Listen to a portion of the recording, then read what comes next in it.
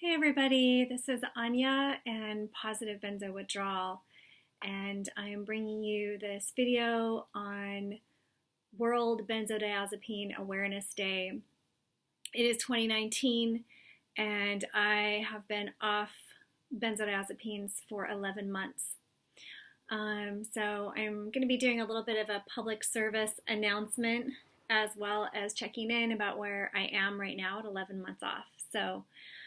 Um, so I've had this channel since I was tapering, and I haven't really been updating it in the last little while. I was going to wait until I had a year off. My last video was at 9 months, but I thought it would be appropriate to jump in and give you guys in the world a little bit of my input on this journey. It is Professor Ashton's birthday. Happy 90th birthday today.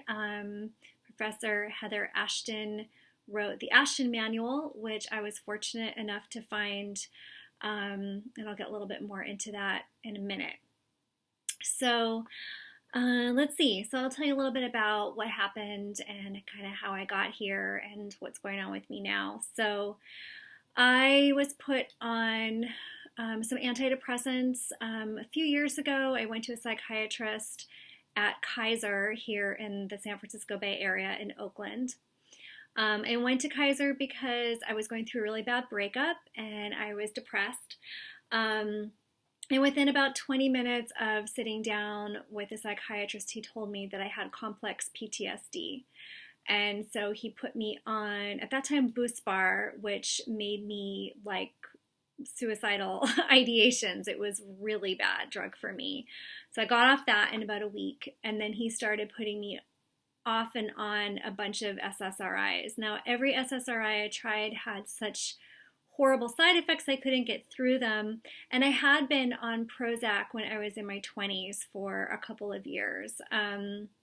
So eventually, after trying all these different SSRIs, which there was no like tapering off of them, I would go on, try to make it through the 2 weeks of side effects and be like, I can't handle it, get off.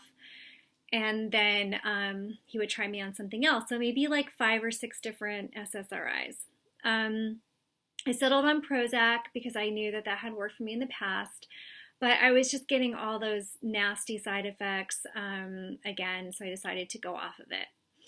And after that, he started me on Ativan, and he said, because your symptoms kind of come and go, like I was having kind of like PTSD related panic attacks, although at this point I look back on it and wonder if I ever really had PTSD, but that's another story.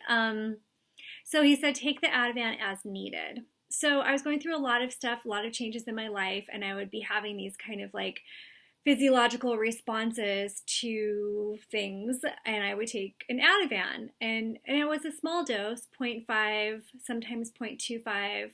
So like I think I was prescribed at 0.5, and I would take half, would often just take half. And I was in constant communication with a psychiatrist. I was always like writing him an email because at this particular hospital here in the Bay Area, you wouldn't go in and see your psychiatrist very often. They would just prescribe the medication, but I was emailing him often. And I'd say, oh, this is happening or that's happening. He'd say, just take an Ativan. So when I had insomnia, he'd say, take an Ativan. Eventually, he did put me on Wellbutrin, and that had a lot of crazy side effects, but because I was taking the Ativan at the same time, as needed, so maybe like 1 to 3 times a week or less, I was able to deal with the side effects of the Wellbutrin. I stayed on the Wellbutrin for a year. So, I didn't realize that I was developing dependence on Ativan. I took this for about 2.5 years as needed. And eventually one day I decided to just stop the Ativan. I just didn't think it was a big deal. I mean, I've said this a lot on my channel. I had been an opiate addict in my 20s. I had a really long withdrawal off of methadone. It was really, really hard and horrible. I've been in 12-step recovery for a long time. I never used Ativan addictively. And I kind of have an addictive personality. Like, I can get really into things. If something gives me pleasure, I want to do it, like, more often. Ativan never gave me pleasure. All it did was take me from in this kind of like hyper aroused state, if I was triggered, just kind of down to like baseline. I never felt anything from it. I never felt a rush. I never felt a high. I just kind of would feel normal. So I just didn't see to why would I take this stuff more than prescribed. And I didn't realize I was developing a dependency all along to this drug. So I decided to stop it and was kind of having some issues for about a month. Definitely there was some bad, I was coming off of it and I could feel that.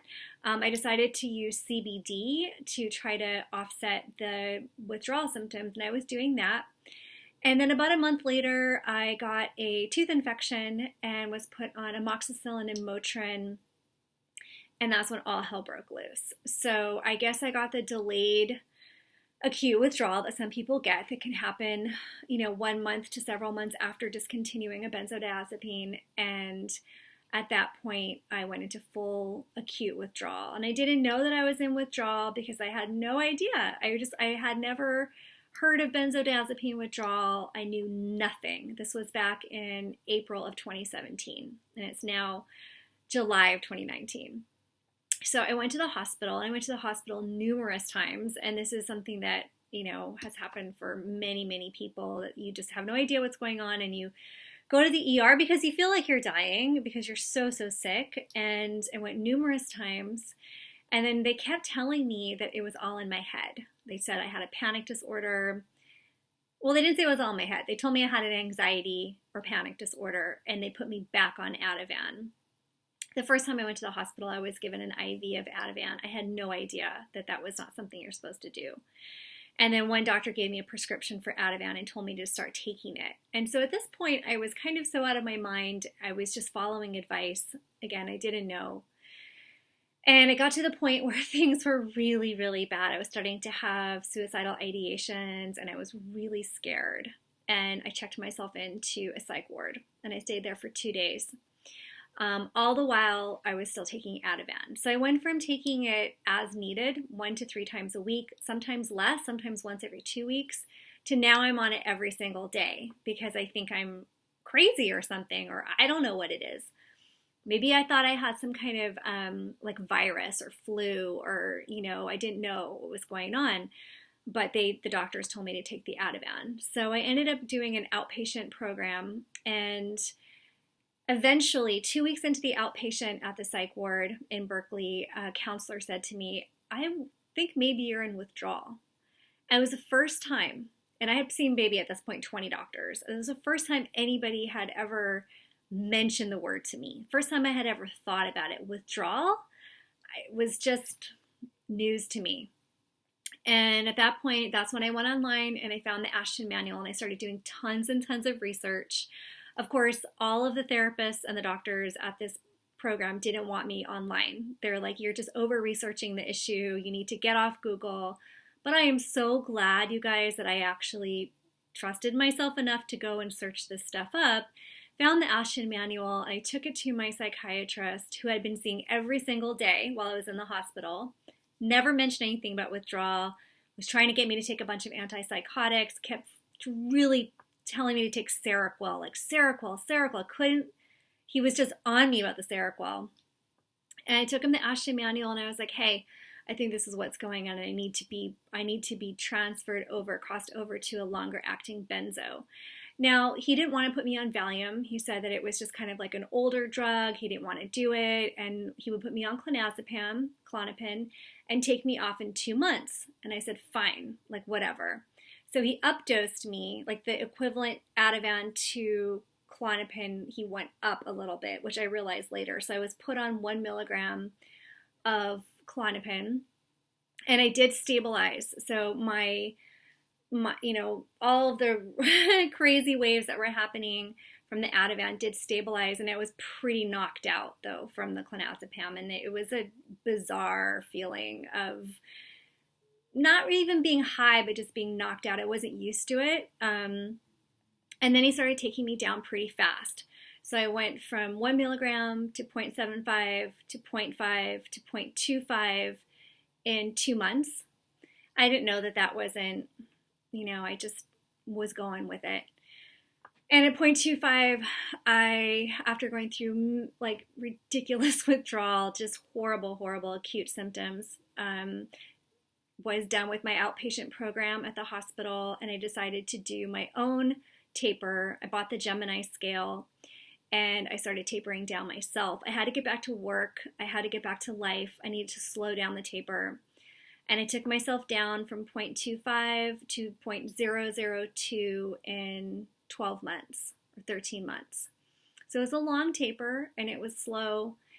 And I did about 10% a week until I couldn't anymore, and then I slowed down even more, and I eventually got off. And so I want to talk a little bit about, some of the things that I, have used. So I found really amazing support groups, went through really bad. I've had a few really bad acute periods. I've had really awful waves, and my story has always been windows and waves. I've always had windows and waves. I know some people never have a window. I've always had windows and waves. I found the support groups. I'm in Belissa's group, and I have been for a long time. I've posted a lot of things on this channel, coping skills. But then I, hit another really bad wave at about 5.5 months off. I went back into acute, and I kind of stopped posting videos. And I've been in a wave the last few days. You can't tell because I got ready for this video and I'm doing it, but I've been in bed, and it's been really hard, and a bunch of symptoms have come back.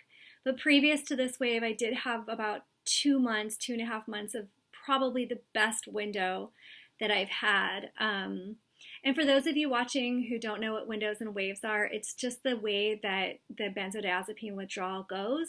For some people, they only have symptoms 24/7 for months or years. I've had breaks in my symptoms because of the kind of non-linear way that we heal, that we can heal in benzo withdrawal. I'll have times where I feel really clear. My windows have gotten better and better since I've been off, but then I'll get hit with symptoms again. So right now I have like really intense head pressure, really bad sore throat. It seems like it would be a cold, but that's kind of how it works with me. I'll get hit with like flu-like or cold-like symptoms. Really tired, mood is really down. My system feels super sensitized, like I can't really go out. I've had a really consistently hard time with exhaustion and feeling like I'm just pooped out by 5 o'clock in the afternoon. I've not been able to resume like nighttime activities at all. Travel, very limited. Work, very limited. And I definitely have wondered, like, am I just going to stay this way? Like, maybe this is my new normal. It can become very hopeless and very depressing to live like this all the time. And I know it's hard on my family and definitely my friends and my work. And but the thing that I wanted to kind of leave everybody with is the sentiment that we do recover and we do heal. And I have to look back and say, I am so much better. I mean, I'm miles and light years away from where I was when I was in the ER, when I was in the psych ward, when I was on the medication. I've changed and I've healed so much. And then there's that voice in me that says, maybe you'll never heal. I have to tell that voice, but look at how far you've come. And I have come so far. And anyway, there's more I could say on the matter, and I really appreciate you watching. Please share this video, and my main hope for everybody is just that you do a safe and slow taper. You get tons and tons of support. You find your coping skills. I knit now. I learned how to knit. I say this in every video. I've knit this scarf in about 5 different colors. I'm on like a gray. And find some coping skills. Find some really close friends. Make sure you have support in your life. Take really good care of yourself. I mean, right now as I'm talking, my heart is racing. I have all kinds of symptoms right now. And so after this, I'm going to take a break. I'm going to probably lie down for an hour. I know some people work through withdrawal full time. That's amazing. Kudos to you. I've not been able to do that. We're moving in about a month and a half, and I'm super nervous about it. I never want to have a bad setback again. It was pretty awful, you guys. So I'm going to go ahead and say goodbye for now. And to all of you troopers out there and your warriors out there, please just keep the hope alive with me. We have to remember neuroplasticity. If, our brains adapted to the drug, without the drug, our brains will adapt again back to homeostasis. I don't know if I'll ever be 100%. I don't know. I don't know if I'll ever be the old me. I don't know. But I know I'm better than I was, and I have a better quality of life than I did. Even in a wave, a lot of things have still improved. So that's it for now. I'm going to go lay down and rest, and please leave your comments below. Okay, lots of love to everybody.